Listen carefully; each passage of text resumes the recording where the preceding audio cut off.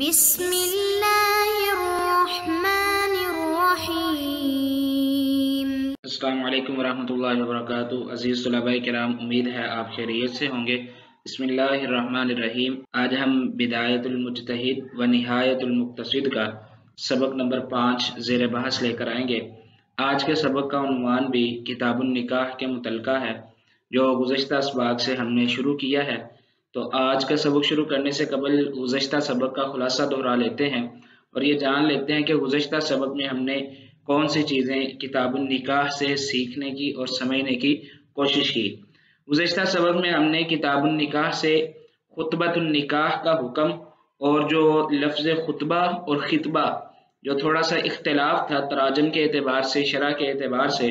اس کو سمجھنے کی اور جاننے کی کوشش کی۔ دوسرے نمبر پر ایک پیغام نکاح کی موجودگی میں دوسرے پیغام نکاح کا کیا حکم ہے، یعنی جب ایک شخص نے نکاح کا پیغام بھیجا ہوا ہے تو دوسرا بھیج سکتا ہے یا نہیں بھیج سکتا، یا کس وقت میں بھیجنا جائز ہے اور کس وقت میں بھیجنا جائز نہیں ہے۔ اس کے حوالے سے ہم نے چند ایک اہم چیزیں احادیث کی روشنی میں اور فقہا اور ائمہ کی آراء کے ذریعے جاننے کی اور سمجھنے کی کوشش کی۔ اور تیسرے نمبر پر شادی سے پہلے لڑکی کو دیکھنے کا حکم، یعنی جس عورت سے نکاح کا ارادہ ہے اس کو دیکھنے کا حکم، اور دیکھنے کی حد کہاں تک ہے، کون سے اعضاء دیکھے جا سکتے ہیں، اس کے حوالے سے ہم نے اہم چیزیں اور فقہا کے مسالک جاننے کی کوشش کی۔ آج کے سبق میں جو چیزیں ہم پڑھیں گے اس کا عنوان اور وہ متعلقہ ہوں گی کتاب النکاح سے ہی۔ کتاب النکاح کے حوالے سے جو ہم گزشتہ بات کر رہے تھے اس کا جو اگلا باب ہے، یعنی باب اول کے اختتام کے بعد الباب الثانی جو ہے اس کی ابتدا اور آغاز ہوگا، اور آج کے سبق میں ہم سب سے پہلے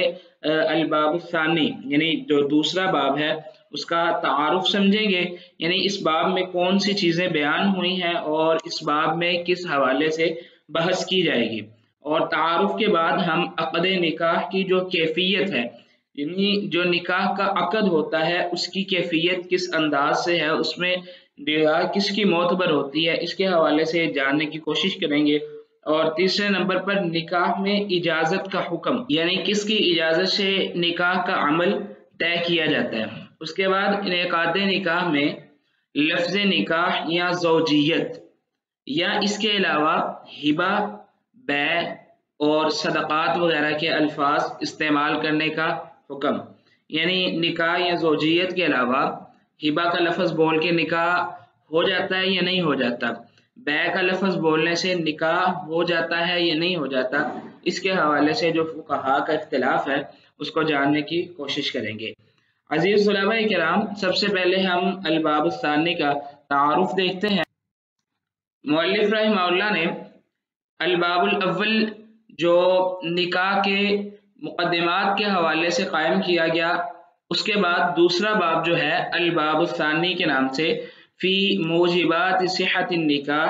یعنی ان امور کے متعلقہ ہے جو صحت نکاح میں اہمیت کے حامل ہے، جن کی وجہ سے صحت نکاح جو ہے وہ قائم ہوتی ہے اور ان کا تعلق صحت نکاح کے ساتھ ہے۔ اور اس باب میں امام صاحب اس کا تعارف کچھ اس انداز سے کرواتے ہیں، وَهَذَا الْبَابُ، اور یہ جو باب ہم پڑھیں گے، يَنْقَسِمُ إِلَى ثَلَاثَةِ أَرْكَانٍ، یہ باب تقسیم ہوگا إِلَى ثَلَاثَةِ أَرْكَانٍ، 3 ارکان کی طرف، یعنی اس باب میں 3 ارکان کو الگ الگ کر کے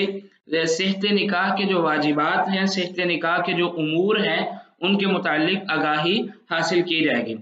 اس میں امام صاحب لکھتے ہیں الرکن الاول، پہلا رکن جو ہے وہ ہوگا فی معرفتی کیفیتی ھذا العقد، اس عقد کی کیفیت کے بارے میں، یعنی جب عقد نکاح قائم کیا جاتا ہے تو اس کی کیفیت کیا ہوتی ہے۔ دوسرا الرکن الثانی، دوسرا رکن فی معرفتی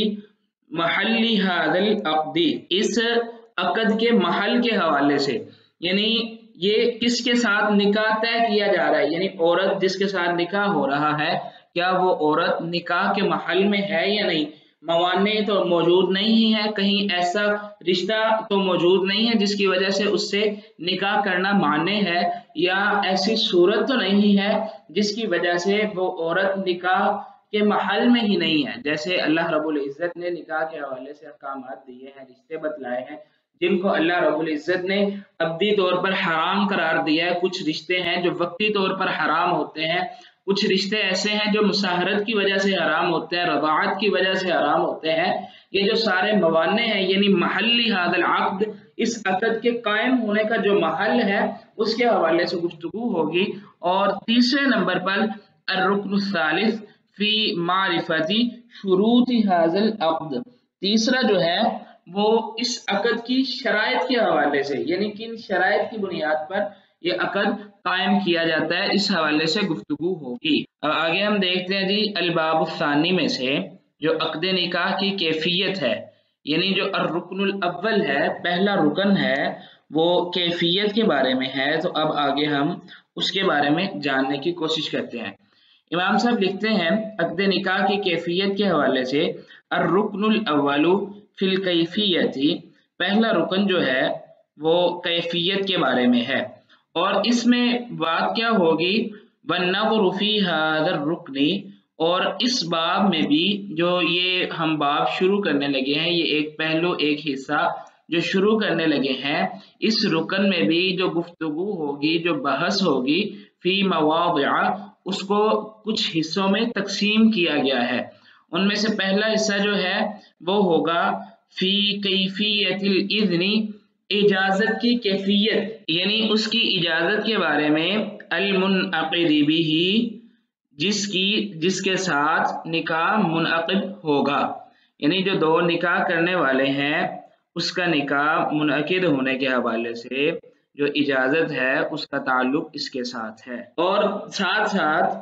اس میں یہ بھی دیکھا جائے گا وَمَنِ الْمُعْتَبَرُ رِضَاهُ فِي لُزُومِ هَذَا الْعَقْدِ، اس عقد کے لازم ہونے کے متعلق کس کی رضا جو ہے وہ معتبر ہوگی۔ تیسرے نمبر پر جو اس باب میں مسئلہ آئے گا وہ ہوگا وَهَلْ يَجُوزُ عَقْدُهُ عَلَى الْخِيَارِ، کیا نکاح کے منعقد کرنے کے بارے میں اختیار ہے، یعنی جب نکاح منعقد ہو چکا ہے تو اس کے بعد کوئی اختیار کی اجازت ہے، ام لا یجوز، یا کہ یہ جائز نہیں ہے۔ وَهَلْ، اور اس کے بعد یہ بات بھی ہم دیکھیں گے وَهَلْ إِن تَرَاخَ الْقُبُولُ مِنْ أَحَدٍ، اگر نکاح کو قبول کرنے کے حوالے سے، یعنی جو ایجاب و قبول کا مرحلہ ہے، ایک نے قبول کا پہلے کر لیا ہے اور دوسرے کی طرف سے قبول جو ہے وہ کچھ لیٹ ہو گیا ہے، من احد المتعاقدین، جو دو آپس میں عقد کو قائم کرنے والے ہیں، ان میں سے اگر کسی ایک کی طرف سے نکاح کو قبول کرنا لیٹ ہو چکا ہے تو لازم ذالک العقد، تو یہ عقد لازم ہو جائے گا یا نہیں ہوگا۔ ام من شرط ذالک الفور، کیا ایک کے لیٹ ہونے کی وجہ سے، ایک کا قبول لیٹ کرنے کی وجہ سے یہ نکاح ہوگا یا نہیں ہوگا، یا نکاح کی شرائط میں سے یہ بھی ہے کہ ایجاب و قبول کا مرحلہ دونوں طرف سے فوری طور پر طے کیا جائے، یعنی اس میں یہ بات اور یہ گفتگو ہوگی کیا دونوں جانبین سے عقد نکاح ایجاب و قبول کا جو مرحلہ ہے وہ فوری طور پر ہونا ضروری ہے، یا ایک نے پہلے قبول کر لیا اور دوسرے کی جانب سے کچھ تاخیر ہوئی تو ایسے کام چل سکتا ہے یا نہیں، یہ بھی اس بات میں بحث ہوگی۔ اب آگے ہم دیکھتے ہیں جی اس باب کے حوالے سے کہ نکاح میں اجازت کا حکم کیا ہے۔ اس کے حوالے سے امام صاحب لکھتے ہیں الموضع الاول، جو پہلی اس میں گفتگو اور بحث ہوگی وہ ہے الاذن فی النکاح علی ضربین، نکاح میں اجازت کی دو قسمیں ہیں، دو قسموں پر اس کو بیان کیا جائے گا۔ ان میں سے نمبر ایک فَهُوَ وَاقِعٌ فِي حَقِّ الرِّجَالِ وَالثَّيِّبِ مِنَ النِّسَاءِ بِالْأَلْفَاظِ، یہ مردوں کے حق میں اور جو سیبہ عورتیں ہیں، شوہر دیدہ عورتیں ہیں، ان کے حق میں اجازت کا حکم یہ ہے کہ وہ منہ کے ساتھ بول کے الفاظ کے ساتھ اپنی رضامندی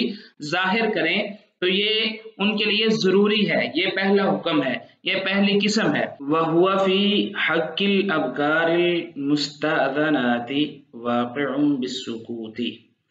امام صاحب لکھتے ہیں کہ اجازت کا تعلق کمواری کے حق میں، اس کی اجازت کا تعلق جو ہے وہ ساکن یعنی سکوت کے ساتھ بھی واقع ہو جائے گا، آنی الرضا، یعنی اگر عورت کنواری دوشیزہ لڑکی خاموش رہے تو وہ اس کی رضامندی ہوگی۔ وَأَمَّا الرَّدُّ، جہاں تک رد کی بات ہے یعنی اس نکاح کو ٹھکرانے کی بات ہے، فَبِاللَّفْظِ، تو وہ الفاظ کے ساتھ ہوگا، وہ خود انکار کرے گی، بول کے کہے گی۔ تو یہ دو قسمیں ہو گئی اجازت کے حوالے سے، پہلی مردوں کے ساتھ اور طیبہ عورت کے ساتھ خاص ہے کہ وہ بول کے الفاظ کے ساتھ تاکید کریں گے، اور جو دوسری قسم ہے وہ ہو گئی کنواری اور دوشیزہ لڑکی کے حوالے سے، اس کا خاموش رہنا اس کی رضامندی ہے، اور اگر نکاح کو منظور نہیں کر رہی یا قبول نہیں کر رہی تو وہ رد کرنا جو ہے وہ الفاظ کے ساتھ ہوگا۔ اس کے بعد امام صاحب آگے ایک مسئلہ لکھتے ہیں جس میں کچھ اختلاف ہے یا جس میں شوافع جو ہیں وہ اس مسئلے سے تھوڑا سا ہٹے ہیں اور انہوں نے ایک الگ رائے اپنائی ہے۔ وہ کیا ہے؟ امام شافعی رحمہ اللہ کا یہ موقف ہے جس کو امام صاحب نے ان الفاظ میں لکھا، وَلَا خِلَافَ فِي هَذِهِ الْجُمْلَةِ إِلَّا مَا حُكِيَ عَنْ أَصْحَابِ الشَّافِعِيِّ رحمہ اللہ تعالی۔ امام صاحب لکھتے ہیں کہ اجازت کے حوالے سے جو دو قسمیں بیان کی گئی ہیں، کنواری دوشیزہ لڑکی کی اجازت اور مردوں کی اور طیبہ عورت کی، اس میں کسی قسم کا کوئی اختلاف نہیں پایا جاتا، مگر اصحاب الشافعی یعنی امام شافعی رحمہ اللہ کے جو پیروکار ہیں، ان کے ماننے والے ہیں، جو ساتھی ہیں، انہوں نے اس میں کچھ فرق کیا ہے، اور وہ فرق کیا ہے؟ امام صاحب لکھتے ہیں ان اذن البکری اذا كان المنکح غیر اب ولا جد بالنطق۔ وہ لکھتے ہیں کہ کنواری اور دوشیزہ لڑکی کی جو اجازت کا تعلق ہے، اگر کنواری لڑکی یا دوشیزہ لڑکی کا نکاح کرنے والا اس کے باپ یا دادے کے علاوہ کوئی اور ہے، باپ اور دادے کے علاوہ کوئی اور رشتہ دار اس کا ولی ہے، تو اس وقت کنواری لڑکی کی اجازت بھی بول کے الفاظ کے ساتھ ہوگی، اس وقت اس کی خاموشی جو ہے وہ اجازت نہیں ہوگی۔ لیکن وَإِنَّمَا صَارَ الْجَمْهُورُ إِلَىٰ أَنَّ إِذْنَهَا بِالسَّمْتِ لِلثَّابِتِ من قوله صلی اللہ علیہ وسلم، لیکن جمہور جو ہیں ان کا تعلق اور ان کا موقف اور ان کا مذہب یہ ہے، وہ اس طرف یہ ہیں کہ اس عورت کا کنواری دوشیزہ لڑکی کا خاموش رہنا، اس کی خاموشی یہی اس کی اجازت ہے۔ کیوں؟ لثابت، کیونکہ یہ حدیث سے ثابت ہے، من قوله علیہ الصلاۃ والسلام، رسول اللہ صلی اللہ علیہ وسلم کے اس قول سے۔ آپ صلی اللہ علیہ وسلم کا قول کیا ہے؟ وہ 7 درج ہے، وہ یہ ہے الایّم احق بنفسها من ولیها، جو بیوہ عورت ہے، الایّم جو شوہر دیدہ یعنی بیوہ عورت ہے، وہ اپنے نفس کا حق زیادہ رکھتی ہے اپنے ولی سے، یعنی وہ بول کے الفاظ کے ساتھ اپنے شوہر کو چننے کا اختیار رکھتی ہے، جبکہ کنواری والبکر تستامر فی نفسها، اس سے اس کے بارے میں مشورہ طلب کیا جائے گا، پوچھا جائے گا اس کے متعلق، کہ اس کی اجازت کے حوالے سے پوچھا جائے گا، لیکن حیا کی وجہ سے، اور حیا جو ہے وہ مانے ہے، تو پھر وہ وَإِذْنُهَا سُمَاتُهَا، اس کی اجازت خاموش رہنا، اور یہ خاموشی حیا کی وجہ سے ہوتی ہے، اس وجہ سے اللہ کہ نبی صلی اللہ علیہ وسلم نے ان کی خاموشی کو ہی ان کی اجازت قرار دیا، جبکہ شوہر دیدہ عورت جو ہے وہ حالات و واقعات سے واقف ہے، اس نے پہلے وہ نکاح میں رہ چکی ہے، تو اس لیے وہ اپنے ولی سے زیادہ حق رکھتی ہے کہ وہ بول کے اپنے شوہر کا انتخاب کر سکتی ہے، اپنی رضامندی کو ظاہر کر سکتی ہے۔ اب آگے ہم دیکھتے ہیں جی نکاح میں اجازت کے حکم کے حوالے سے جو ہم نے دیکھا ہے، اس کے حوالے سے اللہ کے نبی صلی اللہ علیہ وسلم کا ایک فعل بھی موجود ہے، یعنی اللہ کے نبی صلی اللہ علیہ وسلم نے کنواری کیا اور جو سیبہ عورت ہے جو اس کا حکم دیا، آپ کا فعل بھی موجود ہے جس کو سنن سعید بن منصور میں بیان کیا گیا ہے، اس کا حوالہ بھی سامنے موجود ہے۔ اس میں وہ بیان کرتے ہیں کہ ان رسول اللہ صلی اللہ علیہ وسلم فرق بین امرأۃ بکر و زوجہا، اللہ کے نبی صلی اللہ علیہ وسلم نے ایک کنواری عورت اور اس کے خامد کے درمیان جدائی کروا دی، انکحہا ابوہا بغیر اذنہا، کیونکہ اس لڑکی کی اجازت کے بغیر اس کے باپ نے اس کا نکاح کیا تھا۔ اور ساتھ کہتے ہیں وحدثت، اور مجھے یہ حدیث بھی بیان کی گئی ہے کہ ان رسول اللہ صلی اللہ علیہ وسلم کان اذا اراد ان ينكح امرأة من بناته، اللہ کے نبی صلی اللہ علیہ وسلم جب اپنی بیٹیوں میں سے کسی کی نکاح کا ارادہ کرتے، جلس عند خدریہا، تو آپ جو عورت کا پردہ آپ صلی اللہ علیہ وسلم کی بیٹی کا پردہ تھا، یعنی ایک الگ کمرہ جو پردے میں جو پردہ تھا، آپ صلی اللہ علیہ وسلم اس پردے کے پاس بیٹھ کے اس کا ذکر کیا کرتے تھے۔ تو یہ رسول اللہ صلی اللہ علیہ وسلم کا فعل بھی موجود ہے کنواری اور دوشیزہ لڑکی کی شادی کے حوالے سے۔ اب آگے ہم دیکھتے ہیں جی انعقاد نکاح میں لفظ نکاح یا زوجیت یا اس کے علاوہ ہبہ یا بیع کے الفاظ استعمال کرنے کا حکم کیا ہے۔ امام ابن رشد رحمہ اللہ نے یہ الفاظ کنواری کے اور سیبہ کی اجازت کے بعد یہ اختلاف نقل کیا ہے، وہ یہ ہے واتفقوا، امام صاحب لکھتے ہیں کہ جمہور اور علماء کا اس بات پر اتفاق ہے کہ علی ان انعقاد النکاح بلفظ النکاح ممن اذنہ اللفظ، کہ انعقاد نکاح جو ہے وہ الفاظ کے ساتھ ہوگا، وَكَذَلِكَ بِلَفْظِ التَّزْوِيج، اسی طرح تزویج کے لفظ سے، یعنی کوئی بندہ یہ کہہ دے میں نے فلاں عورت سے نکاح کو قبول کیا یا فلاں کو میں نے اپنی زوجیت میں قبول کر لیا، یہ ایجاب و قبول میں نکاح اور زوجیت ان دونوں الفاظ پر علماء کا اتفاق ہے۔ واختلفوا، لیکن علماء نے اختلاف کیا ہے اس مسئلہ میں، وہ مسئلہ کیا ہے؟ مسئلہ یہ ہے فی انعقادہ، نکاح کے منعقد ہونے کے حوالے سے بلفظ الہبۃ او بلفظ البیع او بلفظ الصدقہ، کہ علماء نے اس مسئلہ میں اختلاف کیا ہے۔ کوئی کہے، کوئی عورت کہہ دے کہ میں نے اپنے آپ کو ہبہ کیا، وہ بندہ کہہ دے میں نے اس ہبے کو قبول کر لیا، یا اس عقد کو بیع پر محمول کر دیا جائے، یا صدقے کے حوالے سے صدقے کا لفظ بول کر نکاح مراد لیا جائے، تو کیا یہ جائز ہے یا نہیں جائز؟ امام صاحب یہ لکھتے ہیں فَأَجَازَهُ قَوْمٌ، بعض لوگوں نے اس کو جائز قرار دیا ہے۔ وَبِهِ قَالَ مَالِكٌ وَأَبُو حَنِيفَةَ رَحِمَهُمُ اللَّهُ تَعَالَى، امام صاحب لکھتے ہیں کہ ہبہ، بیع اور صدقہ کے لفظ سے نکاح ہونا جائز ہے، یہ فتویٰ ہے امام مالک رحمہ اللہ کا اور امام ابو حنیفہ رحمہ اللہ کا۔ وقال الشافعی، اور امام شافعی رحمہ اللہ جو ہے، اور ان کے ساتھ ساتھ حنابلہ کا بھی یہی موقف ہے، جو امام شافعی رحمہ اللہ کا موقف ہے وہی حنابلہ کا بھی موقف ہے۔ امام ابن رشد رحمہ اللہ نے امام شافعی رحمہ اللہ کا موقف چونکہ بیان کیا اور حنابلہ کا یہاں پہ ذکر نہیں ہے، تو حنابلہ کا بھی یہی موقف ہے۔ امام شافعی رحمہ اللہ کا موقف کیا ہے؟ امام شافعی رحمہ اللہ لکھتے ہیں لا ينعقد الا بلفظ النکاح او التزویج، نکاح منعقد نہیں ہوگا مگر لفظ نکاح کے ساتھ یا تزویج کے ساتھ، وہ بندے پر لازم ہے کہ وہ نکاح کا لفظ بولے یا تزویج کا لفظ بولے۔ وسبب اختلافہم، اور یہ سبب اختلاف جو ہے وہ یہ ہے هل هو عقد يعتبر فيه مع النیۃ اللفظ الخاص به، کیا یہ ایسا عقد ہے جس میں نیت کے ساتھ ساتھ خاص لفظ کا بولنا بھی ضروری ہے؟ ام لیس من صحته اعتبار اللفظ، یا نکاح کی صحت کے حوالے سے الفاظ کا اسی طرح بولنا ضروری نہیں ہے۔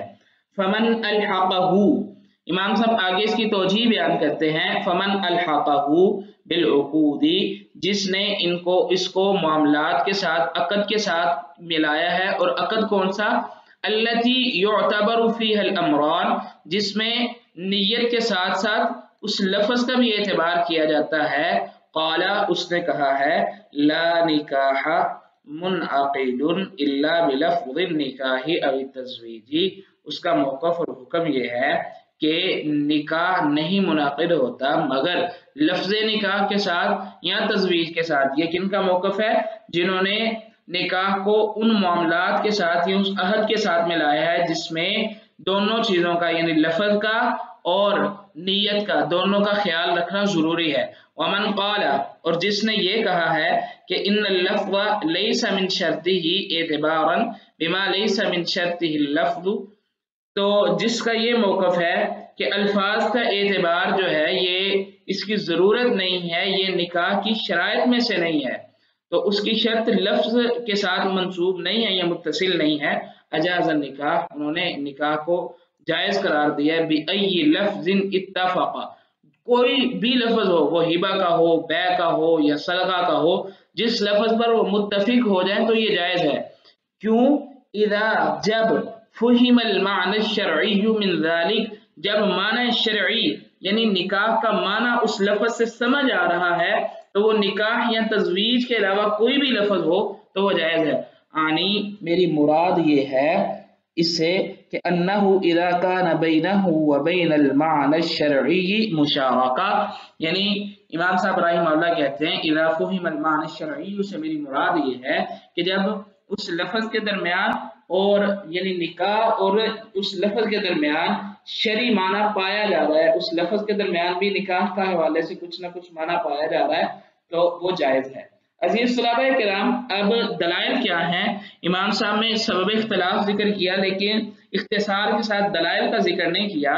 تو امام ابو حنیفہ رحمہ اللہ اور امام مالک رحمہ اللہ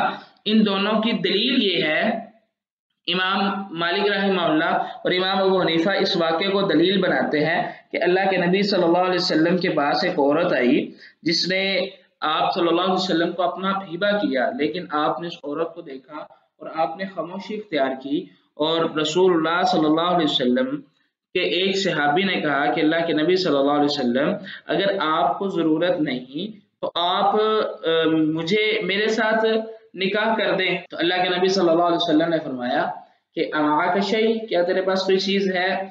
مختصر یہ کہ جب اس کے پاس کچھ بھی نہیں تھا، حتیٰ کہ ایک لوہے کی انگوٹھی بھی نہیں تھی، تو آپ نے قرآن کے عوض نکاح کر دیا اور آپ نے لفظ بولا تھا ملکتکھا بما معک من القرآن، جو تیرے پاس قرآن ہے اس کے عوض میں نے تیرے اس کے ساتھ نکاح کر دیا۔ تو آپ صلی اللہ علیہ وسلم نے چونکہ یہ ملکتکھا کا لفظ بولا ہے تو لہٰذا نکاح اور تزویج کے علاوہ کوئی اور لفظ بھی جائز استعمال کرنا جائز ہے، جبکہ امام شافعی رحمہ اللہ اور امام احمد ابن حنبل رحمہ اللہ جو ہیں ان کا موقف اور مذہب یہ ہے کہ ہم کتاب اللہ اور سنت رسول کی نصوص کی طرف لوٹیں گے۔ اللہ رب العزت نے قرآن مجید میں جہاں بھی اس حوالے سے حکم دیا ہے وہاں اللہ رب العزت نے نکاح کے لفظ کو استعمال کیا، جیسے فلما قضى زید منها وطرا زوجناکها، یہاں پہ لفظ زوج آ گیا۔ اسی طرح فَإِن طَلَّقَهَا فَلَا تَحِلُّ لَهُ مِن بَعْدُ حَتَّى تَنكِحَ زَوْجًا غَيْرَهُ، یہاں پہ لفظ نکاح آ گیا۔ وَأَنكِحُوا الْأَيَامَ مِنكُمْ وَالصَّالِحِينَ مِنْ عِبَادِكُمْ وَإِمَائِكُمْ، یہاں پہ بھی وَأَنكِحُوا میں لفظ نکاح آ گیا۔ تو یہ سبب اختلاف اور دونوں طرفین کے دلائل ہیں۔ یہاں شافعی رحمہ اللہ جو ہیں، امام مالک رحمہ اللہ اور امام ابو حنیفہ رحمہ اللہ کی جو دلیل ہے ملکتکھا، اس دلیل کا جواب یہ دیتے ہیں کہ یہ واقعہ جو ہے رسول اللہ صلی اللہ علیہ وسلم کے ساتھ خاص ہے، امت کے لیے عام نہیں ہے، امت کے لیے حکم لفظ نکاح یا لفظ تزویج کا ہے۔ عزیز طلباء کرام، اب ہم اپنے آج کے سبق کا خلاصہ دیکھ لیتے ہیں۔ آج کے سبق میں ہم نے کتاب النکاح سے جو باب الثانی ہے اس کا تعارف، وہ رقد نکاح کی کیفیت، نکاح میں اجازت کا حکم اور انعقاد نکاح میں لفظ نکاح یا زوجیت کا خیال، اور اس پر علماء کے جو اختلاف اور دلائل اور موقف ہے اس کو جاننے کی کوشش کی۔ اگلے سبق میں انشاءاللہ العزیز ہم پڑھیں گے کہ کتاب النکاح میں سے ہی عقد نکاح کی درستگی کے لیے کس کی رضا معتبر ہے، یعنی جو آج ہم نے شروع کیا ہے اس کا جو دوسرا حصہ ہے اس کی رضا معتبر کس کی ہے اس کے حوالے سے ہم جاننے کی کوشش کریں گے۔ اگلے سبق سے پہلے آپ یہ سوال حل کریں۔ سوال یہ ہے، کیا خطبہ علی الخطبہ منگنی پر منگنی کسی صورت یا کسی وقت میں جائز ہے یا نہیں، اس کے حوالے سے آپ دلائل کو تلاش کریں اور سبق کو اچھے سے ذہن نشین کرنے کی کوشش کریں۔ تب تک کے لیے اللہ حافظ، اپنا خیال رکھیے گا۔